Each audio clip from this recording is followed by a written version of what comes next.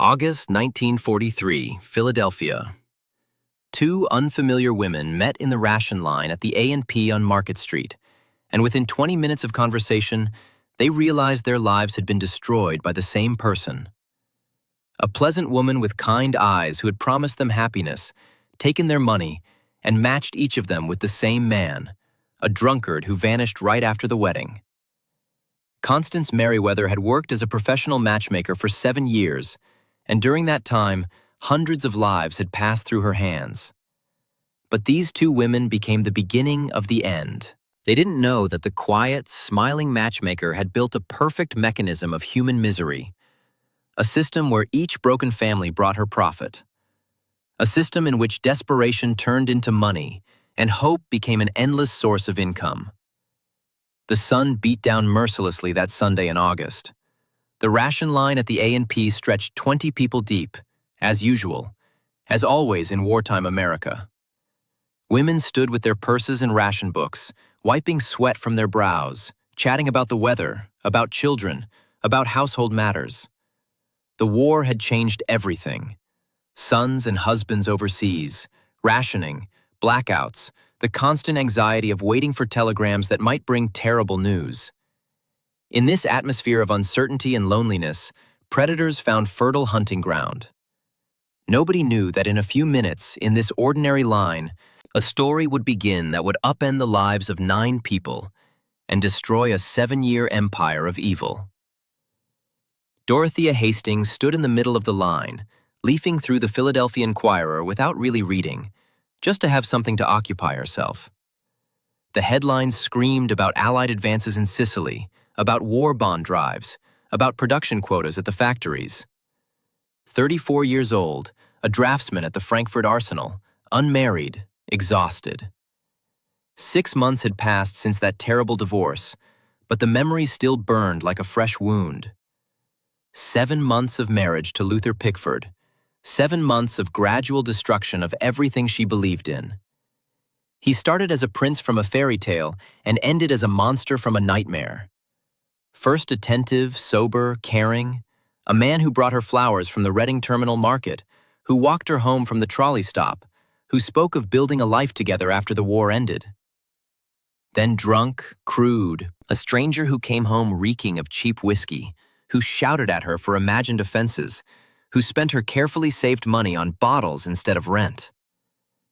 Behind her in line stood a young woman, thin, pale, with dark circles under her eyes that spoke of sleepless nights and endless worry, in a faded cotton dress that had been mended multiple times. She clutched her purse as though it were a life preserver in a stormy sea. Dorothea noticed from the corner of her eye that the woman's hands were trembling, and there was something familiar in that tremor, the same nervous energy she herself had carried for months after leaving Luther.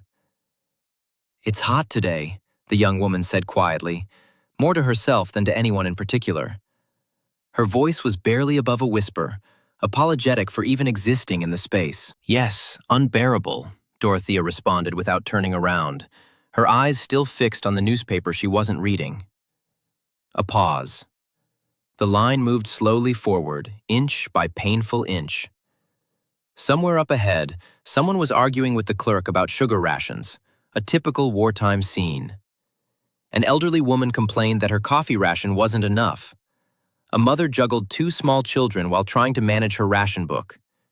Life continued, ordinary and difficult, everyone carrying their own private burdens. "Excuse me, but do you happen to know Luther Pickford?" the young woman suddenly asked quietly, almost in a whisper, as though afraid of the answer. Dorothea turned so sharply that the newspaper fell from her hands, pages scattering on the pavement. "What?" The word came out harsher than she intended. The young woman, Winifred, as would be revealed later, turned even paler, if that was possible. "I'm sorry, I saw how you looked at him there, outside the liquor store on Germantown Avenue last week. He was standing with a bottle, drunk, trying to light a cigarette and dropping the matches. You looked at him like you recognized him, like you knew him. And I don't know what I thought. I'm sorry."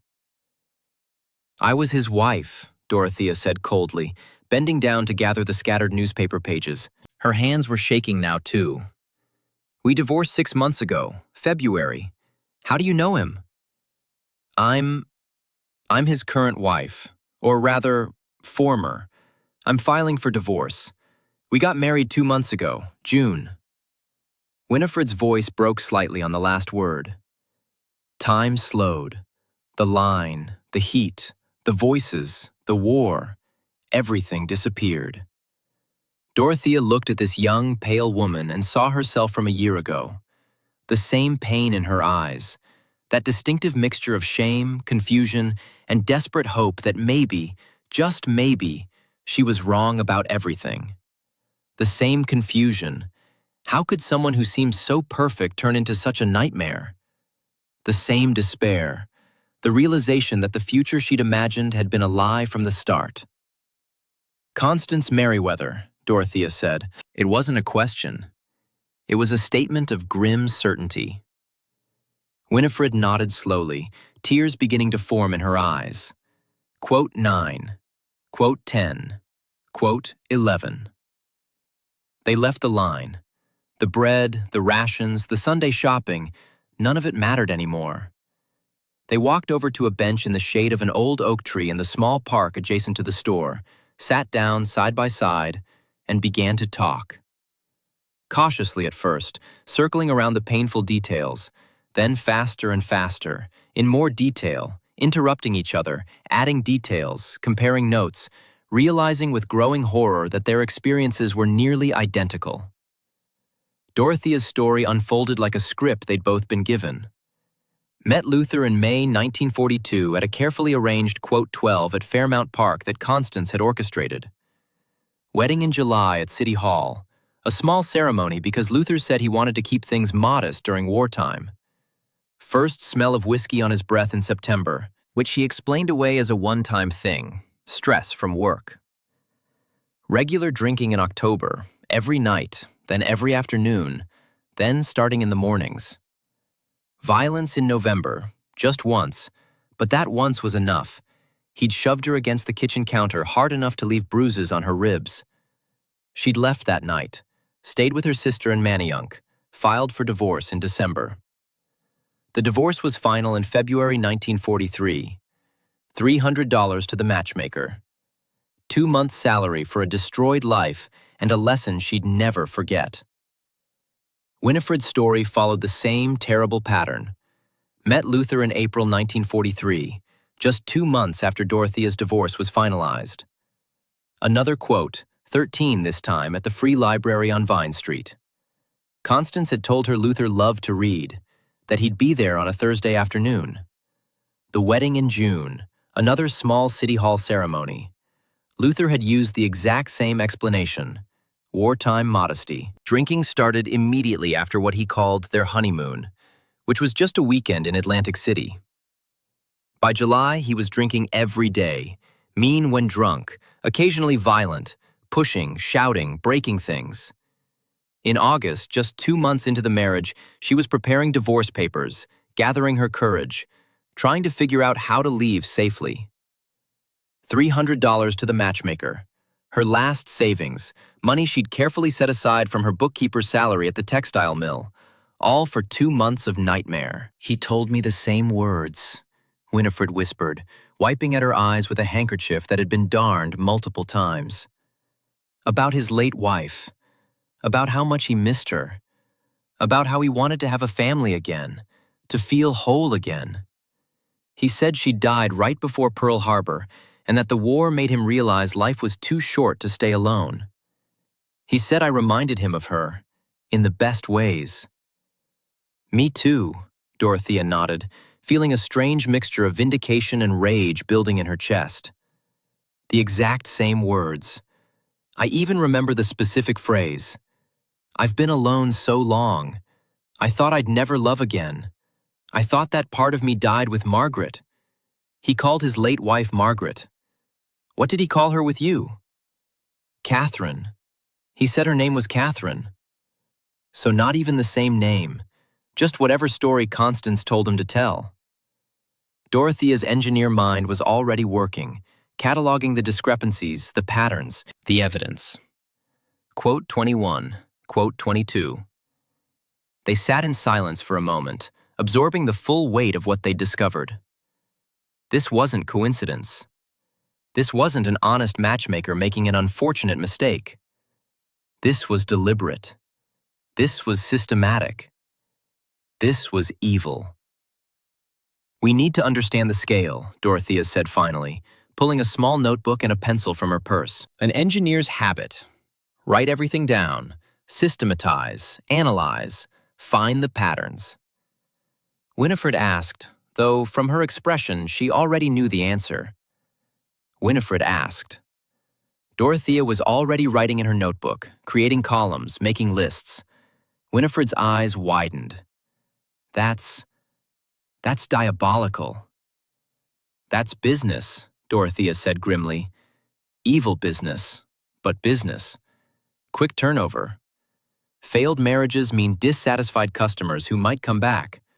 Successful marriages mean satisfied customers who never return. She's incentivized to make sure we fail, to make sure we suffer just enough to be desperate, but not so much that we see through the con." They sat on that bench for 3 hours, until the shadows grew long and the August heat finally began to dissipate.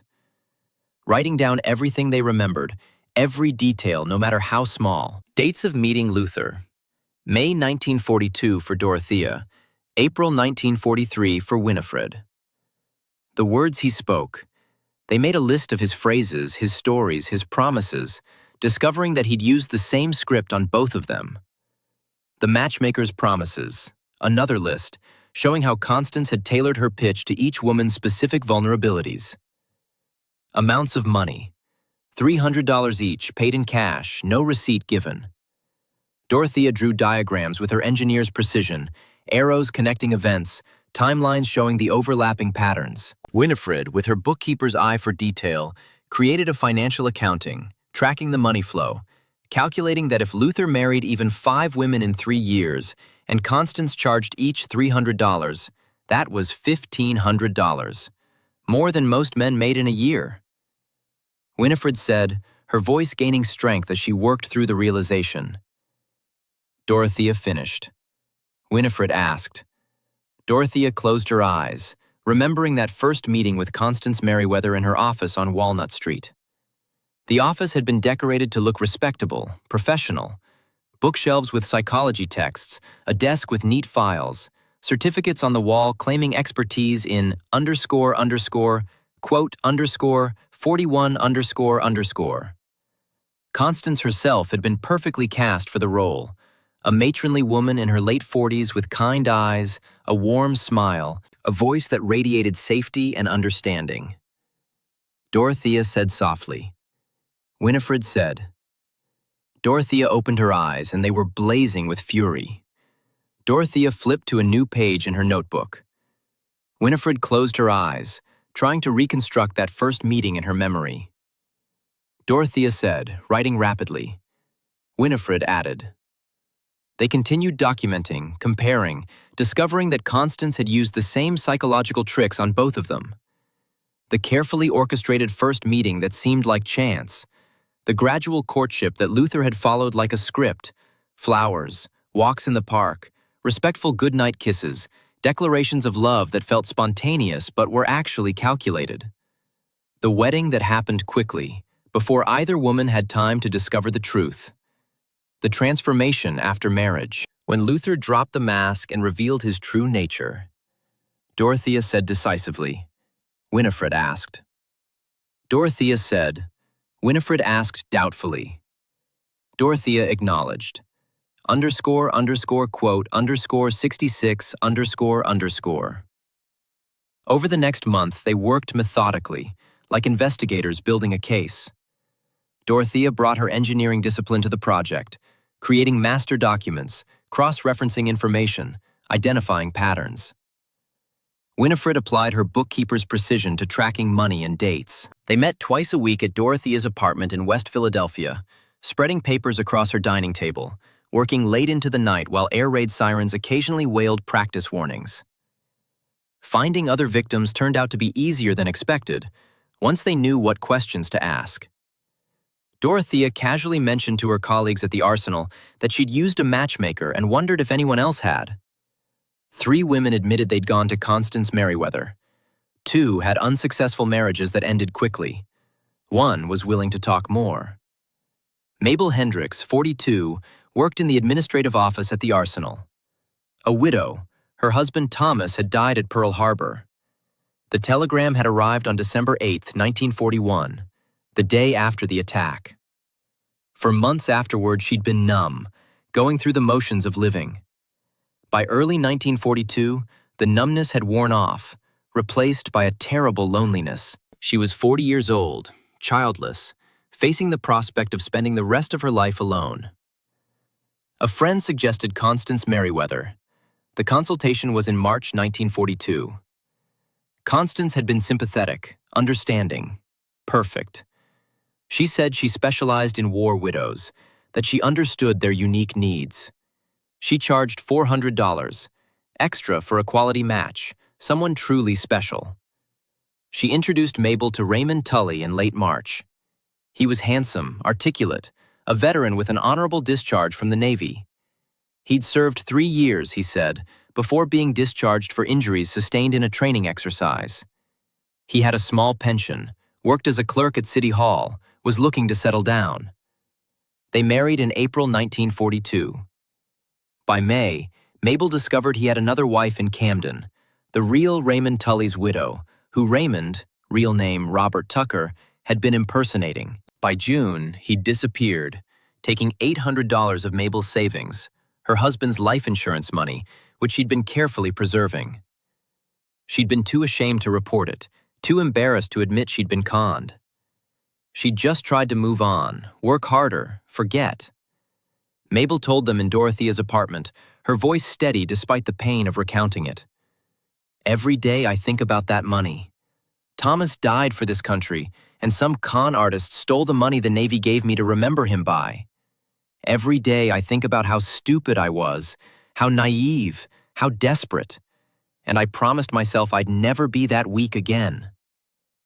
You weren't weak, Dorothea said firmly. You were grieving. You were lonely. You were human. And Constance Merriweather exploited that. She's the criminal here, not you. Winifred found 2 more women at her church. Hazel Drummond, 38, had never married. She'd been engaged once in her 20s, but he died of tuberculosis before the wedding. She'd thrown herself into nursing, worked at Pennsylvania Hospital for 15 years, accepted that marriage wasn't in her future. But as she approached 40, the loneliness became unbearable. She went to Constance in November 1941. Constance charged $300 and matched her with Vernon Kowalski. He claimed to be a foreman at the Navy Yard, 4F due to a heart condition. Respectable, stable, looking for a good woman to build a life with. They married in January 1942. By March, Hazel discovered he had no job, no heart condition, and a criminal record for theft in 3 states. He'd cleaned out her bank account, $1,200 she'd saved over 15 years, and disappeared. The 5th woman was Opal Fitzgerald, 35, divorced. Her first husband had been abusive. She'd left him in 1939, gotten divorced in 1940. It had taken her 2 years to rebuild her life, get her confidence back. In September 1942, she decided to try again, went to Constance Merriweather, paid $350, was matched with Clifford Brennan, supposedly a respectable accountant, widower, looking for a good woman. They married in October. By December, Opal learned from a visit by police that Clifford was wanted in 3 states for bigamy and fraud. He had at least 4 other wives, possibly more. He'd vanished on Christmas Eve 1942, taking her jewelry, family heirlooms worth at least $500, and all the cash in her apartment. 5 women, 5 destroyed marriages, 5 cons. All orchestrated by Constance Merriweather. There are more, Dorothea said at their meeting in mid-September. There have to be. 5 is just who we've found so far, and we've barely started looking. If she's been operating for 7 years, working full-time, matching people regularly, the number could be in the dozens. maybe the hundreds. They expanded their search, put out careful inquiries in their social networks, asked friends, colleagues, church members. By late September, they'd found 4 more women, bringing the total to 9. Geneva Walsh, 48, widowed when her husband died of tuberculosis in 1940.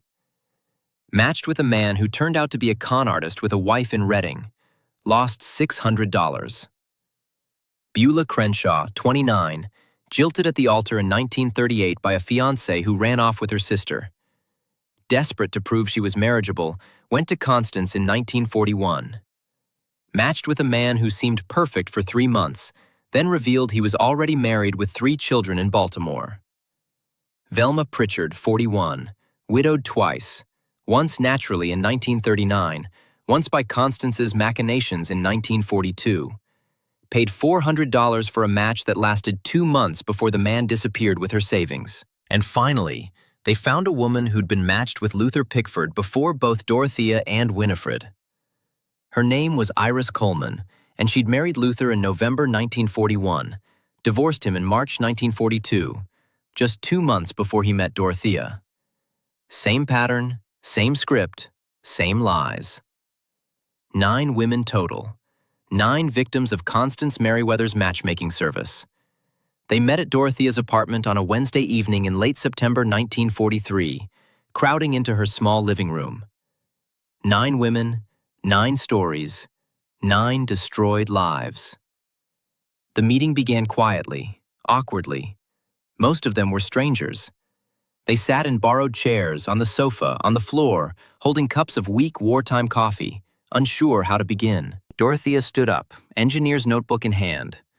Mabel said immediately. She had a practical, no-nonsense way about her, the kind of woman who'd managed a household on Navy pay and knew how to get things done. My husband died at Pearl Harbor defending this country. I won't let some con artist profit from my grief. I won't let her get away with it. But what can we do? Beulah asked. She was the youngest, still carrying the wounded idealism of someone who'd believed the world was fair. Dorothea said, spreading out her notes on the coffee table. Hazel pointed out. Her nurse's training made her analytical, skeptical of claims without evidence. We need documentation. We need to show this wasn't just bad luck or poor judgment on our part.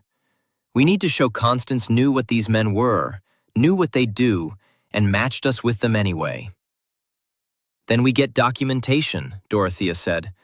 We have names, Luther Pickford, Raymond Tully, Vernon Kowalski, Clifford Brennan, and at least 3 others. We have dates. We have bank records showing the money we paid Constance.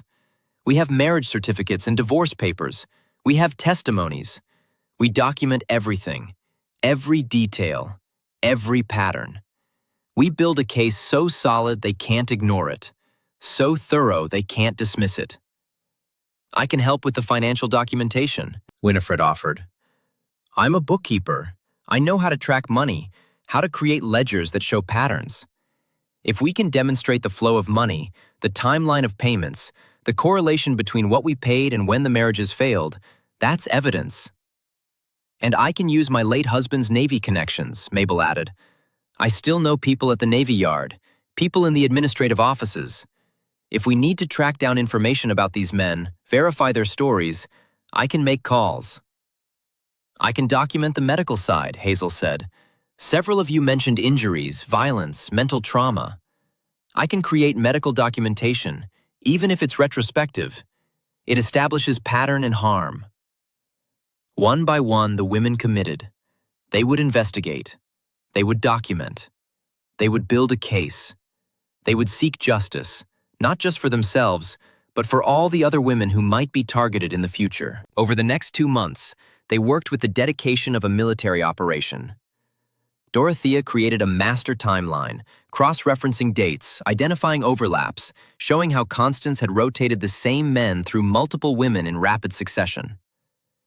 Winifred built financial spreadsheets showing the money flow, who paid what, when, to whom, and what happened next.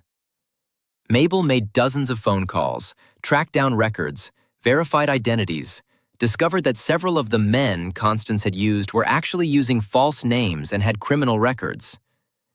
They discovered that Constance had an office on Walnut Street above a drugstore, a respectable address in a respectable neighborhood that lent credibility to her operation. She advertised discreetly, never blatantly. Small notices in church bulletins. Professional matchmaking services, confidential consultations. Classified ads in women's magazines. __quote _93 __. Word of mouth in social circles, where satisfied customers, the few whose matches actually worked, possibly by accident, would recommend her services. Her clientele was exclusively female, exclusively middle class, exclusively vulnerable. War widows were prime targets. Women over 35 who feared they'd miss their chance at marriage. Divorcees trying to rebuild their lives. Women who'd been jilted, disappointed, hurt.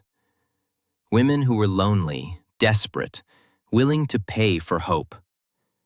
They found that Constance worked with at least 6 different men, though possibly more.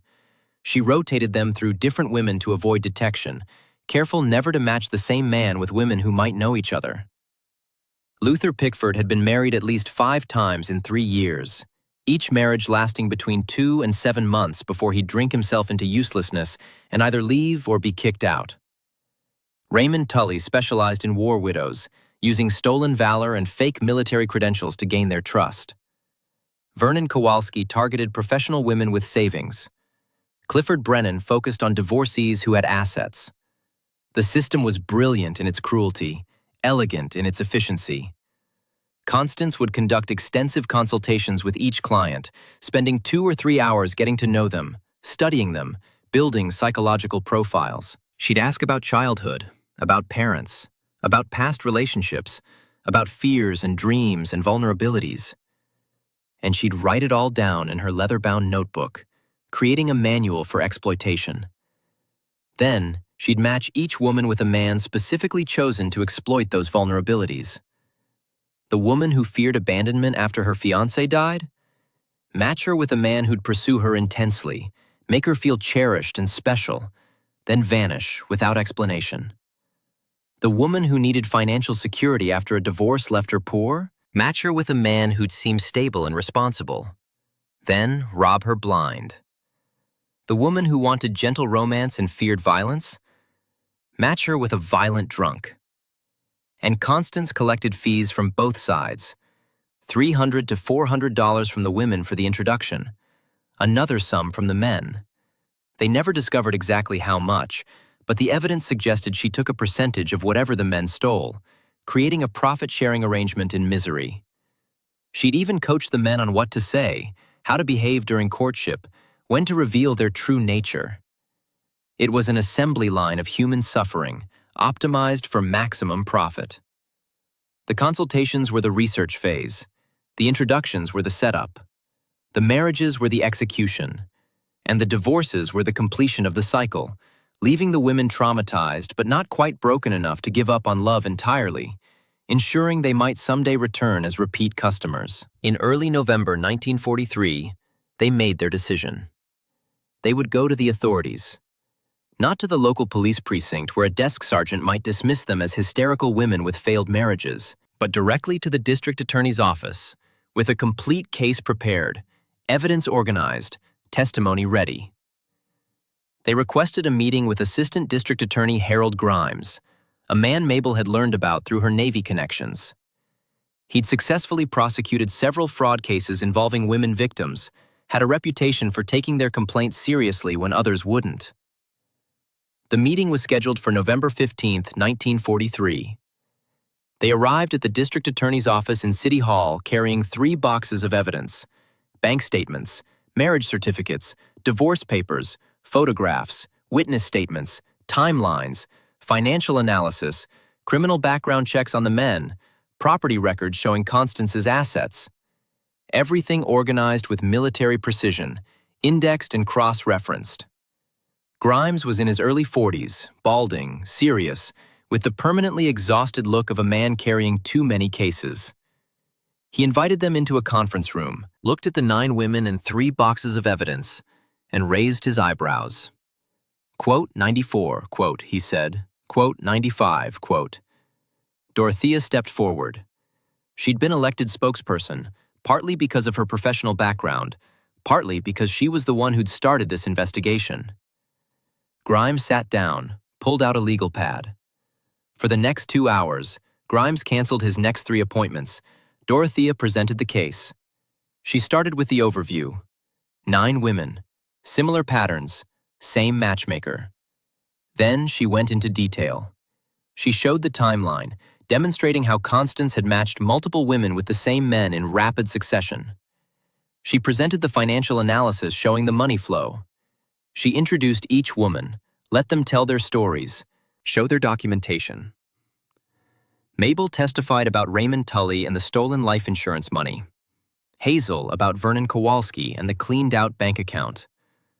Opal about Clifford Brennan and the stolen jewelry.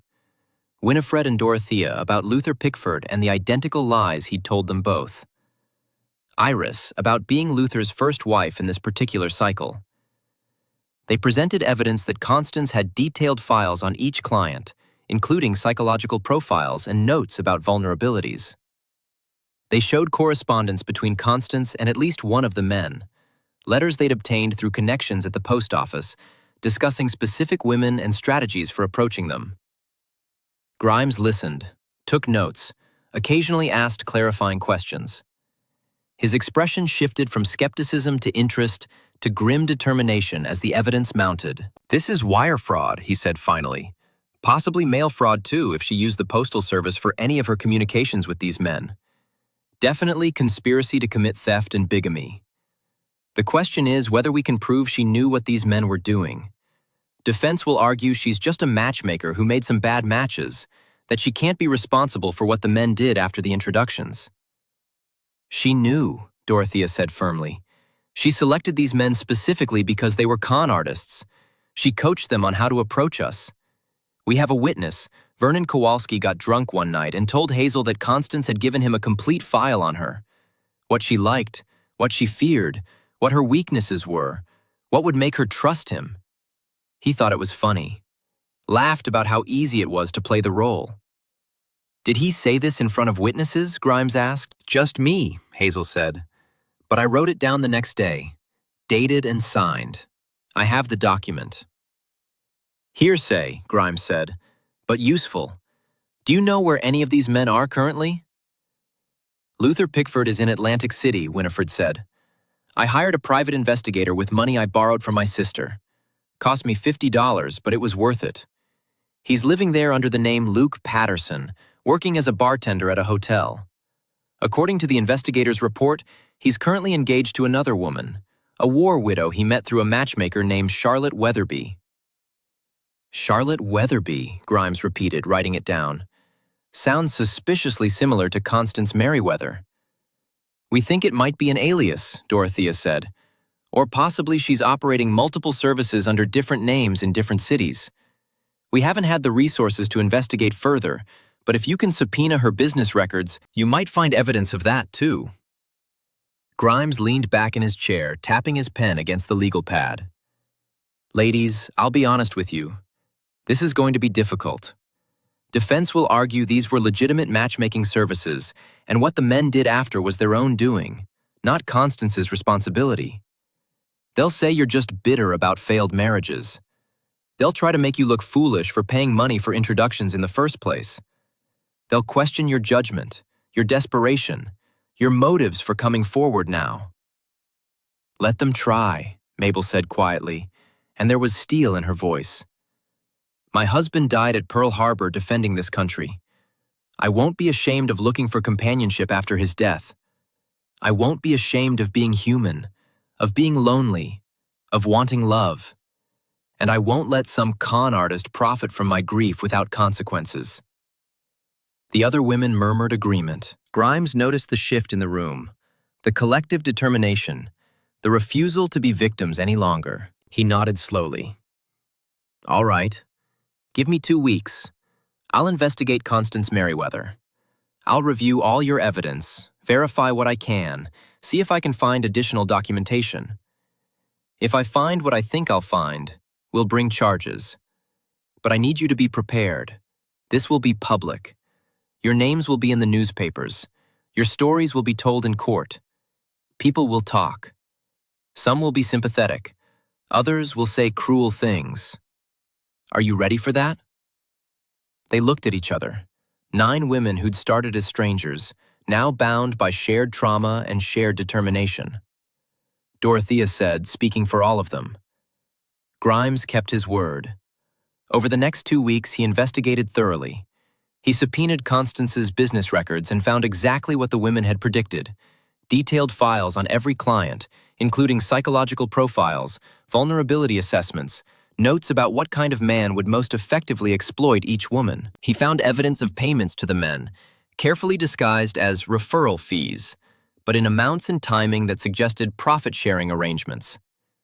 He found correspondence with several of the men, including letters to Luther Pickford discussing the nervous bookkeeper, Winifred, and the lonely engineer, Dorothea, strategizing how to approach them, what to say, when to escalate the relationship. He tracked down 2 of the men. Vernon Kowalski was arrested in Baltimore on unrelated theft charges and agreed to testify in exchange for a lighter sentence. He confirmed that Constance recruited him specifically to target professional women with savings, coached him on what to say, took a third of whatever he stole. In early December 1943, Constance Merriweather was arrested at her Walnut Street office by 2 police officers while she was in the middle of a consultation with a new client, a war widow whose husband had died at Anzio. The charge? Conspiracy to commit fraud, 9 counts. Additional charges of accessory to theft, accessory to bigamy, operating an unlicensed business, and wire fraud. Bail was set at $5,000, an enormous sum, equivalent to several years' income for most people. Constance couldn't make it. She spent Christmas 1943 in the Philadelphia County Prison. The newspapers covered the arrest. Matchmaker arrested in fraud scheme, the Inquirer headline read. 9 women come forward in elaborate con. The story spread quickly through Philadelphia, then to other cities. The wire services picked it up. Within days, Grimes's office was receiving letters from women in other cities asking if they might have been victims too. The trial began in March 1944.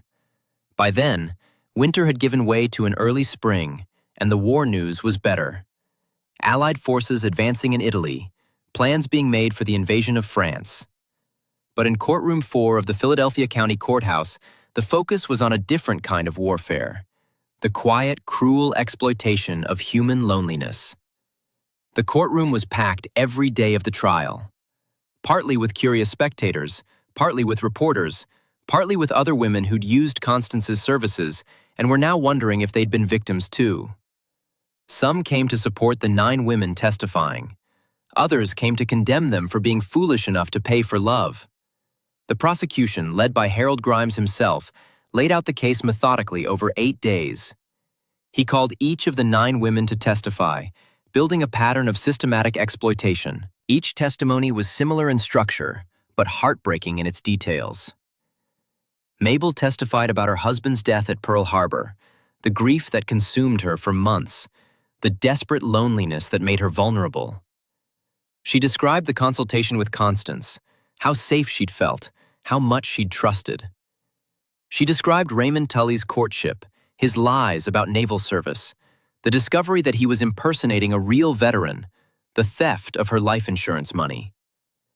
Hazel testified about 15 years of nursing, of caring for others while her own life remained empty, of the decision at 38 to finally try for marriage. She described Vernon Kowalski's manipulation, his fake job at the Navy Yard, the cleaned-out bank account.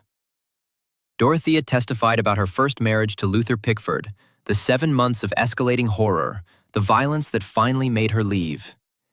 She presented the timeline showing Luther's multiple marriages, the identical script he'd used on each woman. Winifred testified about her father's alcoholism, her terror of drinking men, how Constance had promised her a man who never touched liquor, then matched her with an alcoholic.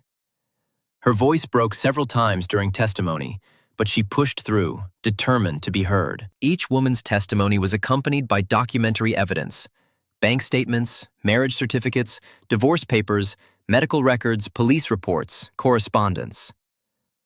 Grimes built the case brick by brick, showing not just individual crimes but a systematic pattern. The defense attorney, Arthur Pemberton, was a slick man in his 50s with perfectly groomed silver hair and an expensive suit that seemed almost offensive in wartime, when most men wore the same suit for years. He tried every trick in his considerable repertoire. He portrayed the women as naive, desperate, willing participants in their own deception. Quote 124 he said in his opening statement. He tried to make Constance seem like a legitimate businesswoman who'd simply had some matches that didn't work out, he argued. He tried to make the women seem foolish for paying money. Quote 128 he said. Quote 129 But Grimes was prepared for every argument. He introduced Constance's own files into evidence, the psychological profile she'd created, the detailed notes about each woman's vulnerabilities, the explicit instructions to the men about how to exploit those vulnerabilities. He called a handwriting expert who confirmed the notes were in Constance's own hand, written during the consultation sessions. He brought in Vernon Kowalski, who testified under oath about how Constance recruited him. Quote 130, quote, he said. Quote 131, quote. He presented Constance's own financial records, which she'd kept with meticulous detail. Not just payments received from the women, but payments made to the men, disguised as quote 132 but in amounts that correlated directly with what the men had stolen.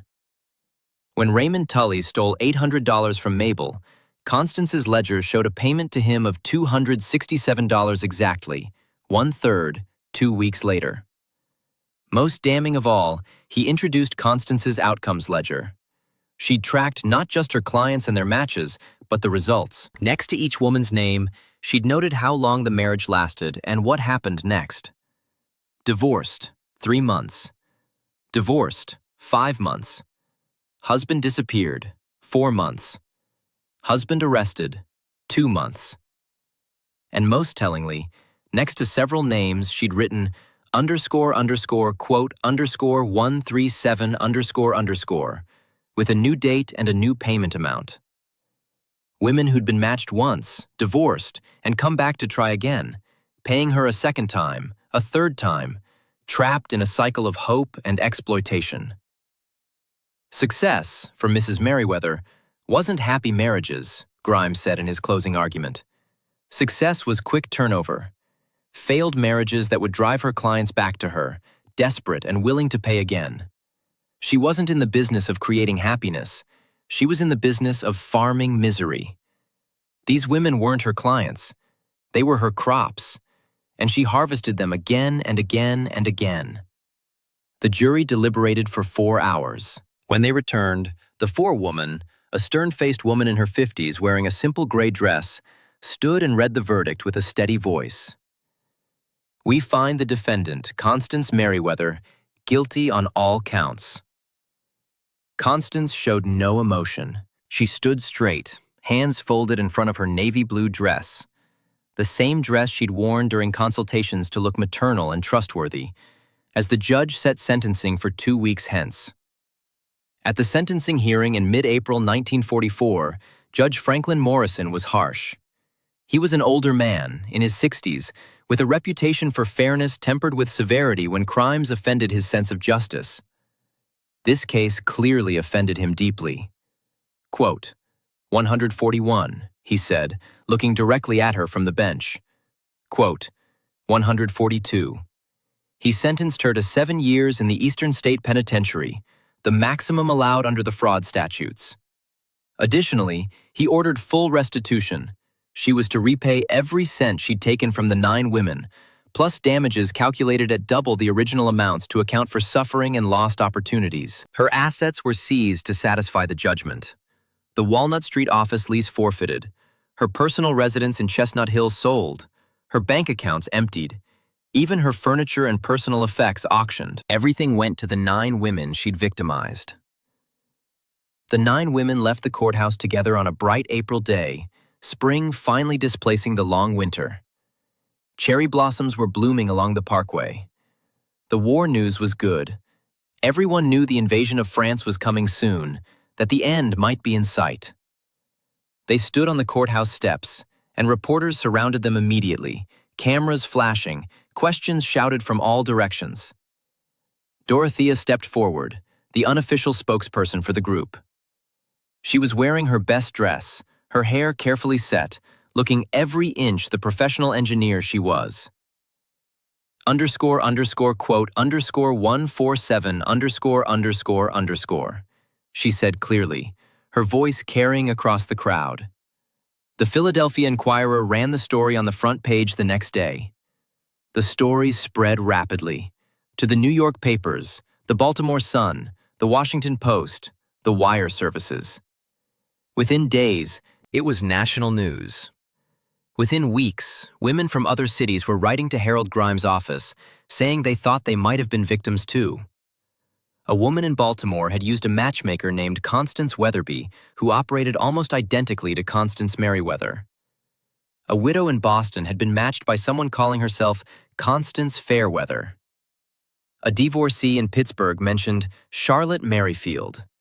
Investigations opened in multiple cities, suggesting that Constance, or others using similar methods, had been operating a much larger network than anyone had initially realized.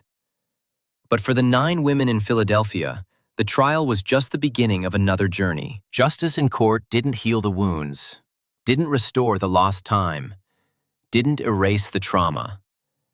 They had to rebuild their lives, figure out how to move forward, learn to trust again. Dorothea threw herself into work with almost manic intensity. The Frankfurt Arsenal was running at maximum capacity, supporting the war effort, and she worked 60-hour weeks throughout the spring and summer of 1944. She was good at her job, precise, innovative, efficient. By late 1944, she designed a new munitions casing that improved production speed by 15%. In January 1945, she was promoted to senior draftsman, one of only 3 women to hold that position at the Arsenal. It was a triumph, but a lonely one. She went home to her empty apartment, ate dinner alone, listened to the radio alone, slept alone. She didn't date for 3 years.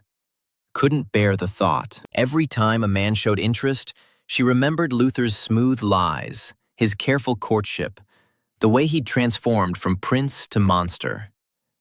She built walls, told herself she was better off alone, that work was enough. But in October 1946, she attended a war bonds rally at Fairmount Park. The war had ended over a year ago, but the bonds were still being sold to help with reconstruction. She was manning a table, selling bonds to passers-by, when a man approached. He was tall, thin, walking with a pronounced limp aided by a cane. He had kind eyes and visible scars on his left hand. "I'd like to buy a bond," he said. $100. She processed the paperwork and they started talking. His name was Harrison Blackwell. He'd been a corporal in the Army, landed at Normandy on D-Day, lost his left leg below the knee to shrapnel near St. Lo. He'd spent a year in hospitals, learning to walk again, adjusting to civilian life. He worked as an accountant now, lived in Germantown, spent his weekends volunteering with veterans organizations. What struck Dorothea most was his honesty. He didn't hide his scars, physical or emotional. He talked openly about the war, about the friends he'd lost, about the nightmares he still had. He didn't pretend to be perfect or undamaged. He was just real. They talked for 2 hours, until the rally ended and the sun began to set. He asked if he could call her sometime. She hesitated, the old fears rising.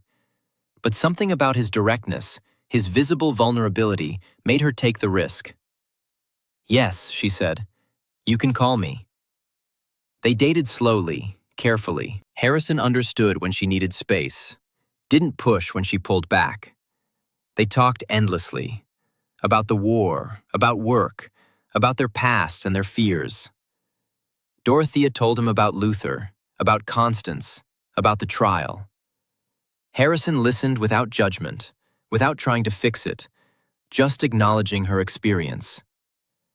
They married in June 1947, a small ceremony at City Hall. Dorothea couldn't bear the thought of anything elaborate after the disaster of her wedding to Luther. Their daughter, Helen, was born in June 1945, and their son, Thomas, came in 1949. Dorothea continued working at the arsenal until 1952, when budget cuts reduced the workforce. She transitioned to teaching drafting at a technical school, finding she loved teaching almost as much as design work. Winifred took a different path entirely. With the restitution money from Constance's seized assets, nearly $400, her original payment plus damages, she enrolled at Temple University in the fall of 1944. She'd always dreamed of being a teacher, but had dropped out of normal school when money got tight during the Depression. Now, at 31, she went back to school. It was hard being older than most of her classmates, harder still managing school while working part-time as a bookkeeper to cover living expenses. But she persevered, driven by the determination that had gotten her through the trial. She earned her teaching certificate in 1946, started teaching third grade at a public school in North Philadelphia in September 1947. She found profound joy in teaching, in shaping young minds, in being for her students the supportive, encouraging figure she'd wished for as a child. She never married again, turned down 3 proposals over the years, always politely but firmly. Quote, _157 _, she'd tell concerned friends. That's family enough for me. I don't need a husband to be complete. Mabel used her restitution money, over $500, her original payment plus damages, to start a veteran support group specifically for widows and families. She'd seen how she'd been targeted precisely because she was a war widow, vulnerable in her grief, and she wanted to create a safe space for others in that position. The group met weekly at her church, starting with just 5 women in the summer of 1944. By 1945, it had grown to 20. By 1946, 50 members attended regularly.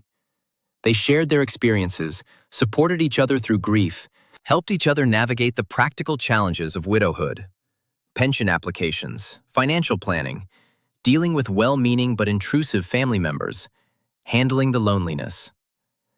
Mabel became a local advocate for veterans' families, testifying before the state legislature about benefits and support systems.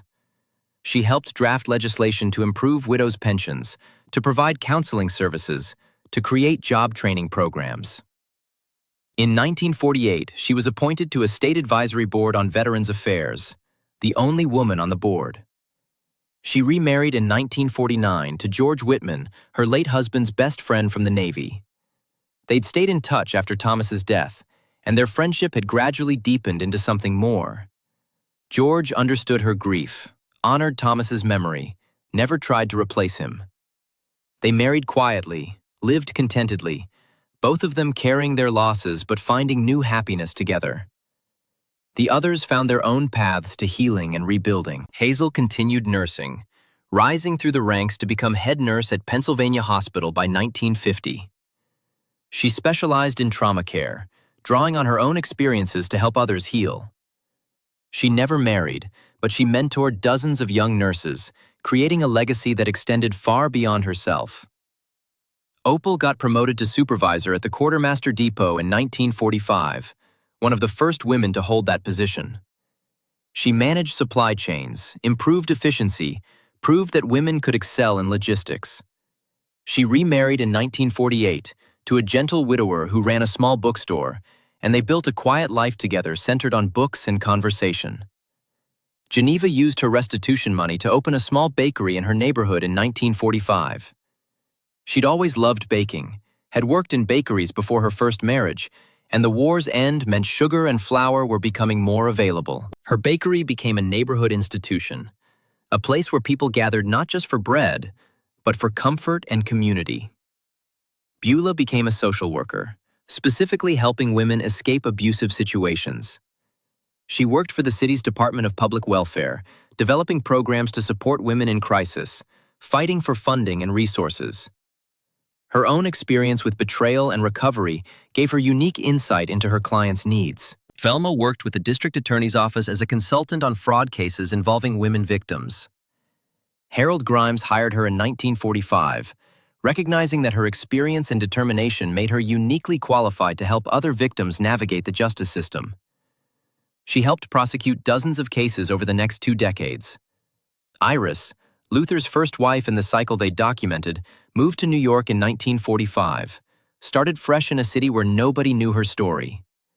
She worked as a secretary, lived quietly, eventually married a kind man she met at church in 1950.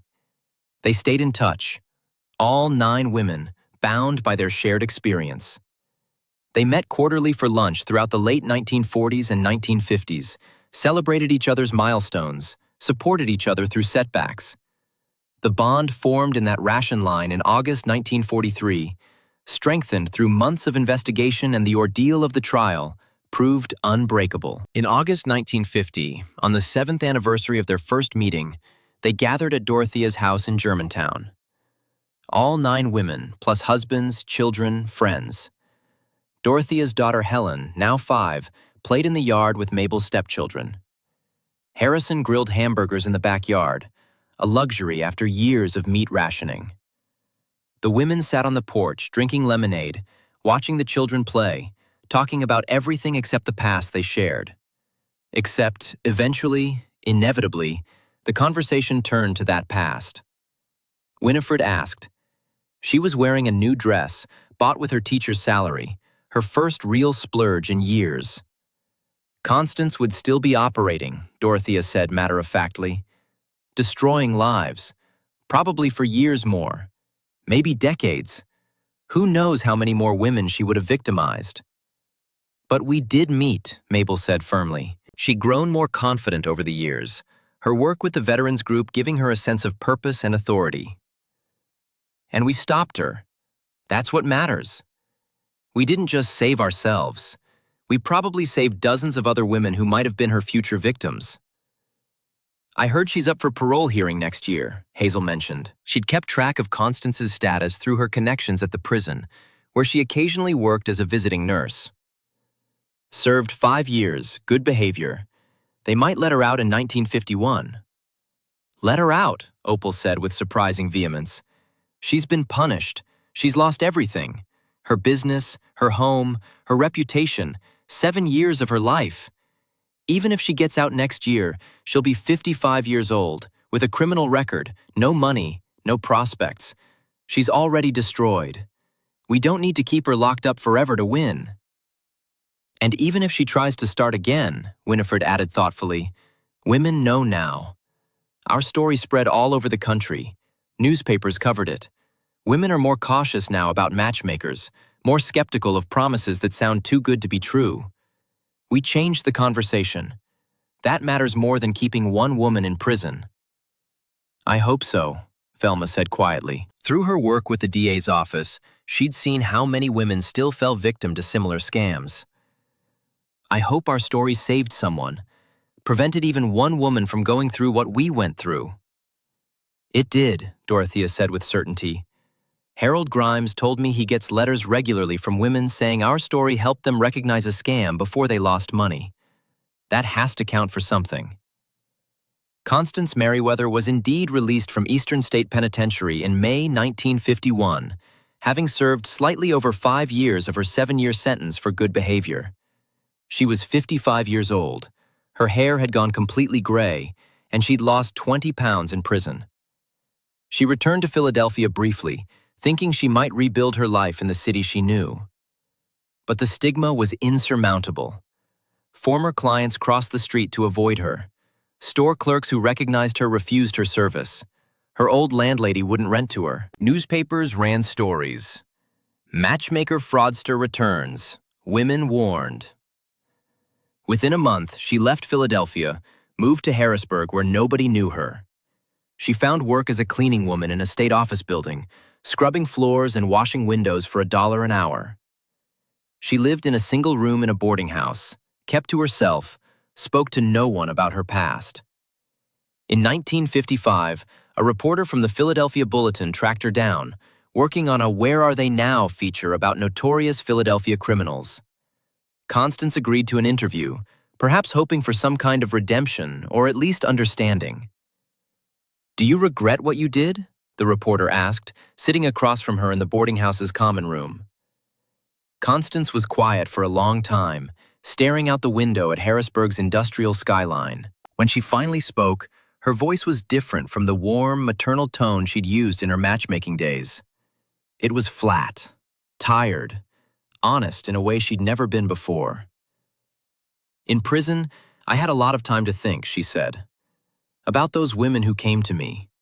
They were so desperate, so lonely, so willing to believe that someone could solve their problems for them.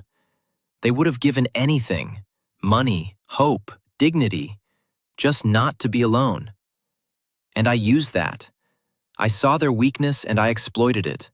I turned their pain into my profit. I didn't think of them as people with feelings and dreams and vulnerabilities. I thought of them as resources, as income sources, walking wallets that I could harvest again and again." "That's monstrous," the reporter said bluntly. "Yes," Constance agreed. "It was monstrous. I was monstrous. Do I regret it? Yes. Not just because I got caught, though obviously I regret that too, but because I deliberately destroyed lives. I took women who were already suffering and I made their suffering worse. I gave them false hope, then crushed it. And I did it knowingly, systematically, for years. That can't be undone. It can't be fixed.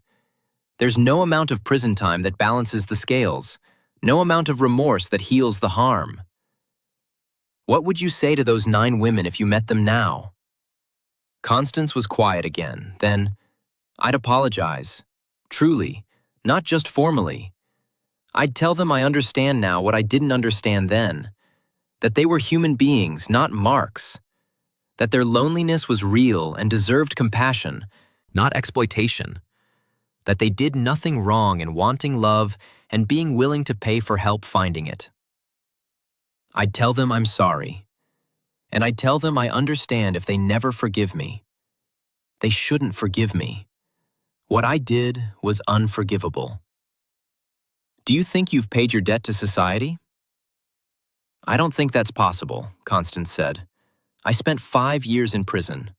That's the legal penalty. But the moral debt? That can never be paid.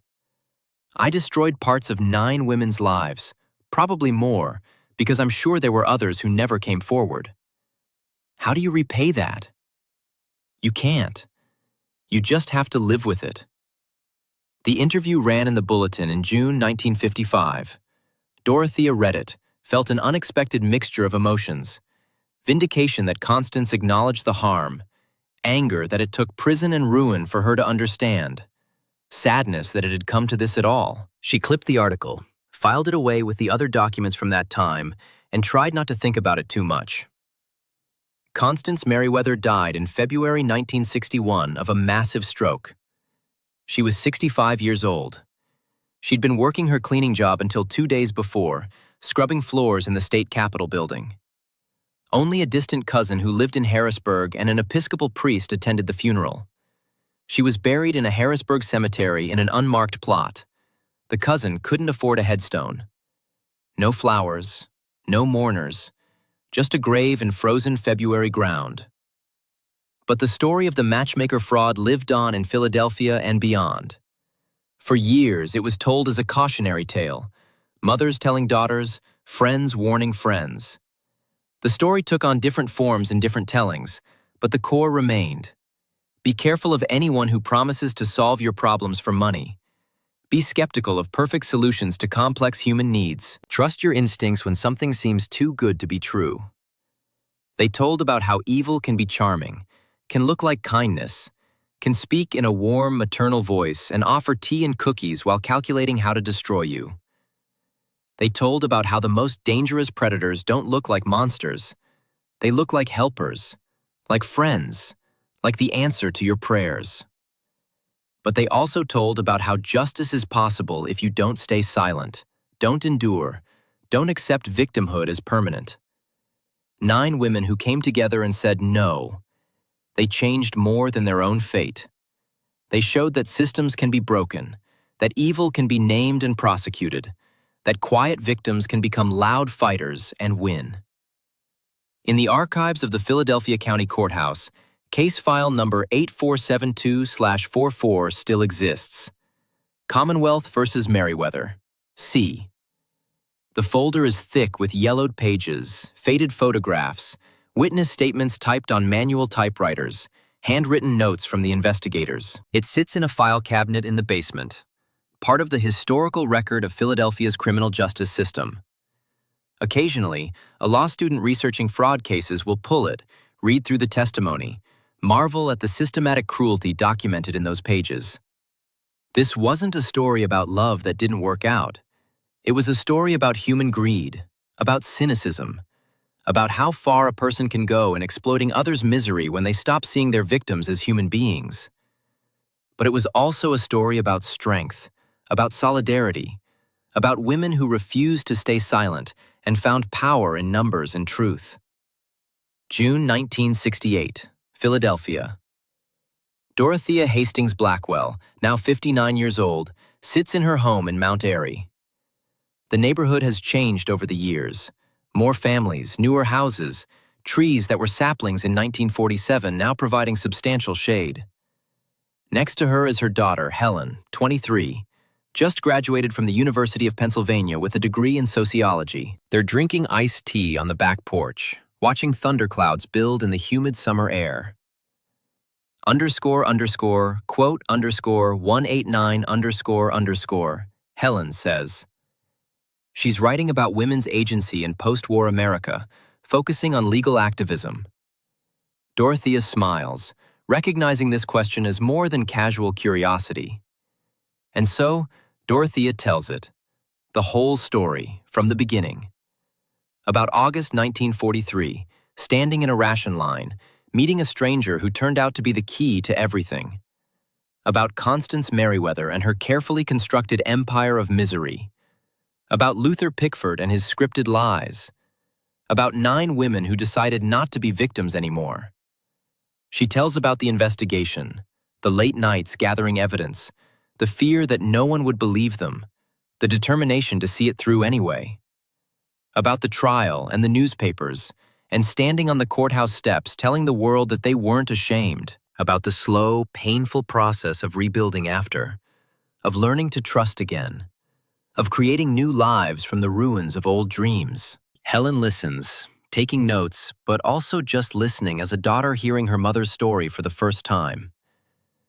When Dorothea finishes, Helen is quiet for a moment. She asks finally, "They didn't know what you need." Dorothea is quiet for a long time, looking out at the gathering storm. Lightning flickers in the distance, thunder rumbling low. Then she says softly. Dorothea says firmly. Dorothea smiles, a real smile this time. Helen nods, writes something in her notebook, then sets it aside. She reaches over and hugs her mother. Dorothea says, that evening, after Helen has gone home to her apartment in Center City, Dorothea stands at the window, looking out at the summer storm that's finally broken. Rain streams down the glass. Lightning illuminates the street in stark flashes. Harrison is beside her, his arm around her shoulders, both of them watching the storm in comfortable silence. 25 years have passed since that August day in 1943. A whole lifetime. Her children have grown.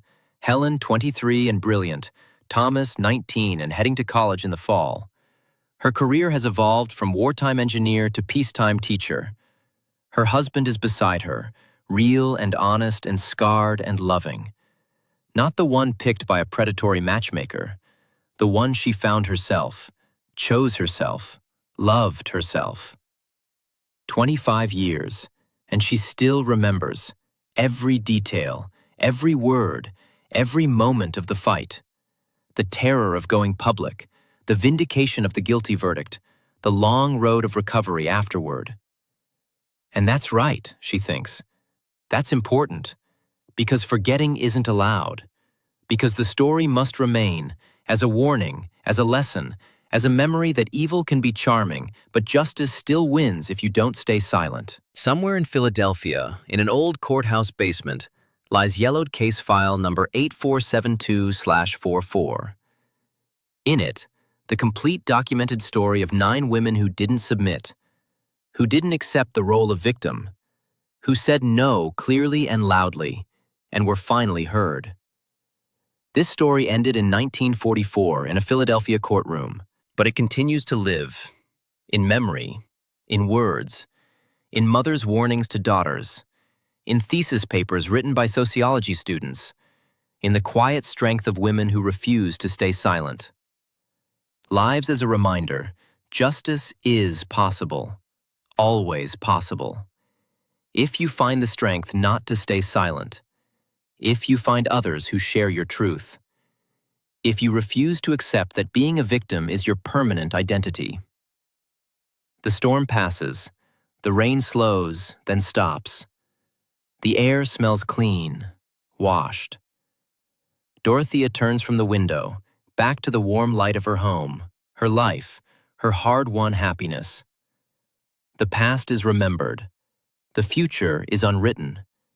And she, at 59, knows with certainty what she didn't know at 34, that she is strong enough for whatever comes next.